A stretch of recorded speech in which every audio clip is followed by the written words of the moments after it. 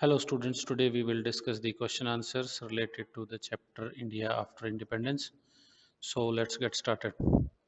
The first question is, as usual, you have to take the correct answers. First one reads, this leader persuaded most of the Maharajas and the princes to join India. It was Sardar Patel. Okay, this was Sardar Patel. Second one reads, after partition, most of the rice and dash producing areas went to Pakistan. This is a straightforward line given, and the answer is wheat. This leader was the chairman of drafting committee, as known as father of Indian Constitution. It was Dr. Ambedkar. Question number 4 reads, the this body was set up to build strong agricultural and industrial base. It was Planning Commission.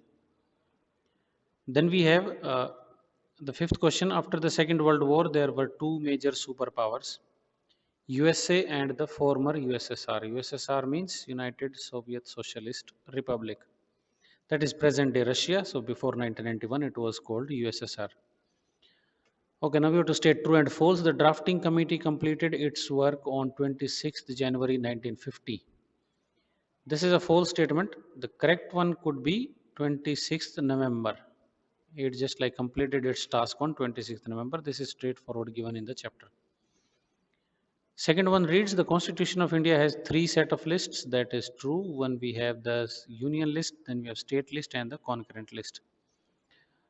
Third one reads, the public sector was considered more important during the first few 5-year plans. That is true because the government invested heavily in the heavy industries. Fourth one read, India is a democratic and secular country. That is also true. So the first one is false, remaining all three are true. Now moving on to section C, we have give short answers for the following questions. Number 1 says write about any two problems that needed immediate solution in the post-partition India. The problems that India was facing after independence. So for this one, we move to the first page. First, you will be writing this integration of princely states. Then you will be starting from here. At time of the transfer of power, there were more than 550 princely states in India. Each of these was ruled by Nawab. They had to be persuaded to join India. Till this point, this is our first problem. Second is rehabilitation of refugees. So you'll just change the paragraph and just write, after independence, crowd of people migrated to India from Pakistan. They were homeless and jobless. To rehabilitate them was a big responsibility before the new government. So you'll be writing this paragraph and the earlier one as I told you. This is our answer to C1. So I'll just write C1 here. Coming on to C2, what do you understand by equality before law? So there is a direct paragraph. Okay, this is, you have to start from here. The Constitution declares that all Indian, irrespective of their gender, are equal before the law. People of all caste would enjoy the same right. No person would face any sort of discrimination. So we'll be writing this complete paragraph, equality before law. Okay. This is answer to your C2. Okay, moving on to C3. How is union list different from the state list and the concurrent list? There should be a straightforward answer for this one. Okay, the three list, constitution divided power, this three lists, union list were to be looked solely by central government, state list looked by state government and concurrent list. What you do is you just like start from here. The subject of the union list were to be looked after solely by the central government. Then how it is different is the subject and state list have to be looked by state government itself and the concurrent list were to be the joint responsibility of both of them. So we'll be writing this paragraph for this. This is our answer to C3. Okay, now moving on to next question, we have section D, question number 1, discuss some features of the Constitution of India. We will be discussing some features of Constitution of India. We will just be like taking up the headings and we will take a few other things, few lines, initial lines. Let me just clear it off. Okay, all right. So we have, you'll be starting from here.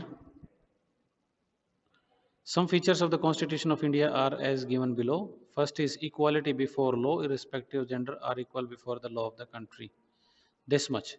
Second feature will be Special privileges to the disadvantages Indians. That is it, because next, this is quite lengthy paragraph, and you will not be, it will be like difficult to put it in perspective.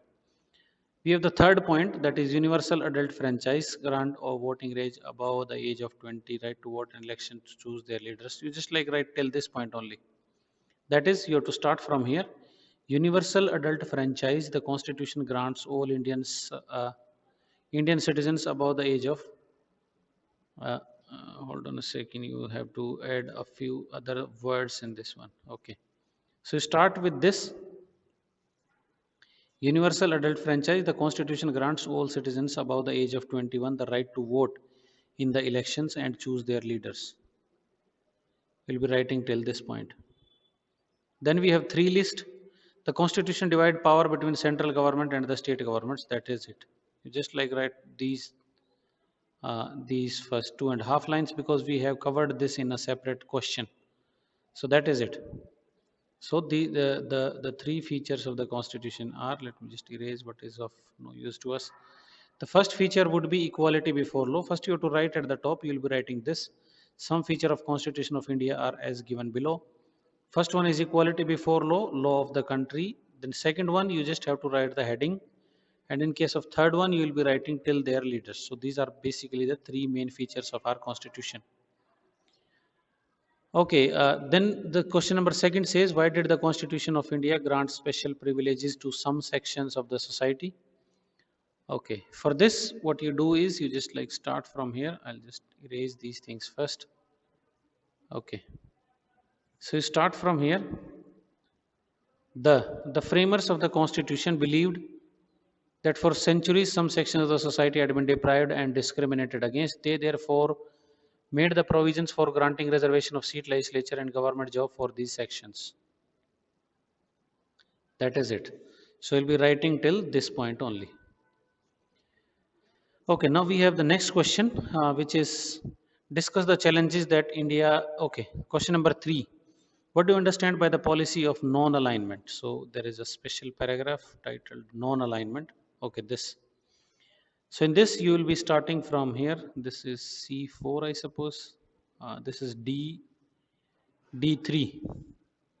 Okay, this is D3, and this says you have to start from here. After the Second World War, there were two major superpowers in the world, US and USSR. Rivalry between these power resulted in the formation of two hostile military blocs. That is it.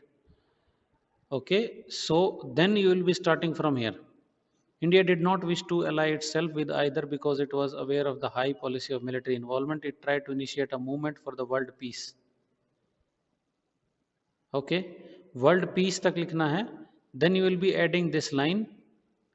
This movement was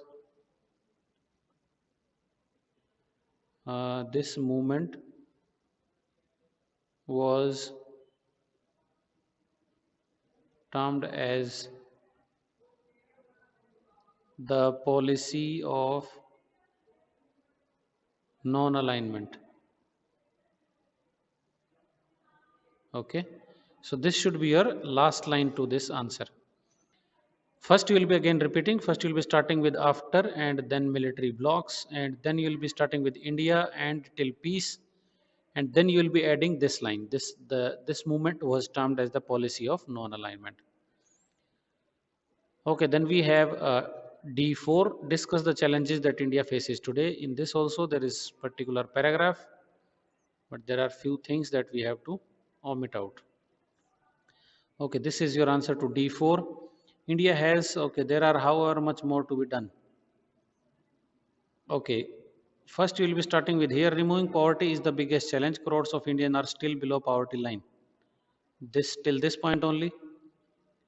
Then you will be starting with there is also a lot of caste inequality in our society. Untouchable continue to be discriminated again in some places.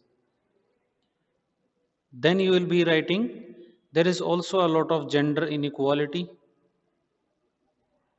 Okay, you just have to write this line only. There is a lot of gender inequality. Then you just start from here. Making education available to all is another major challenge. Another challenge for the decades ahead.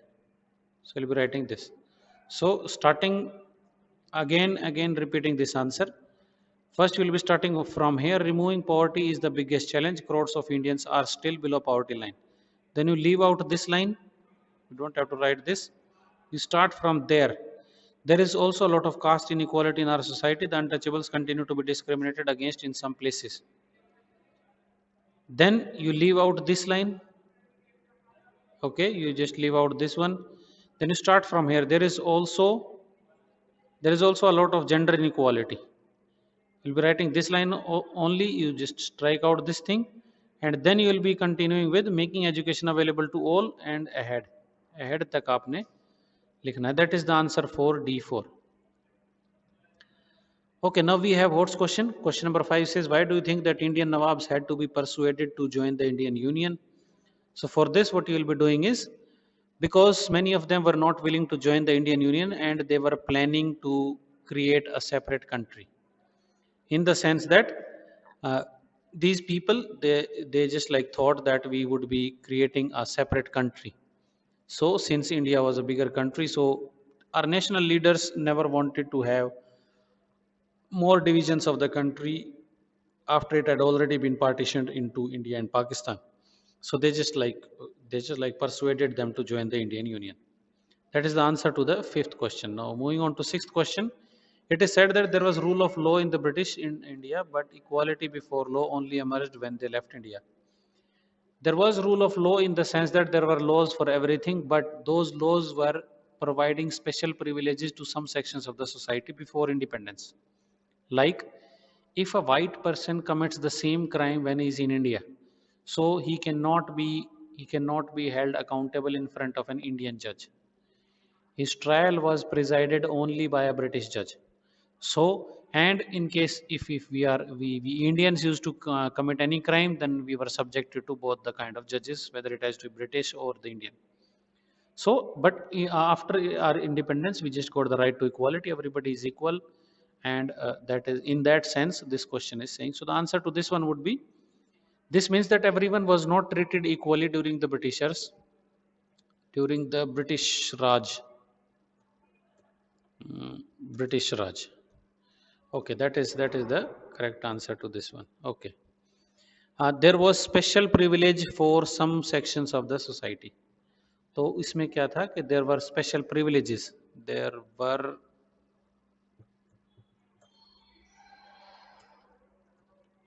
special privileges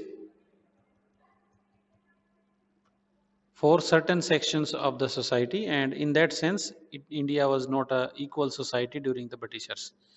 That would be all in this chapter. We will continue with the next chapter. If you have got any doubts, then we discuss them.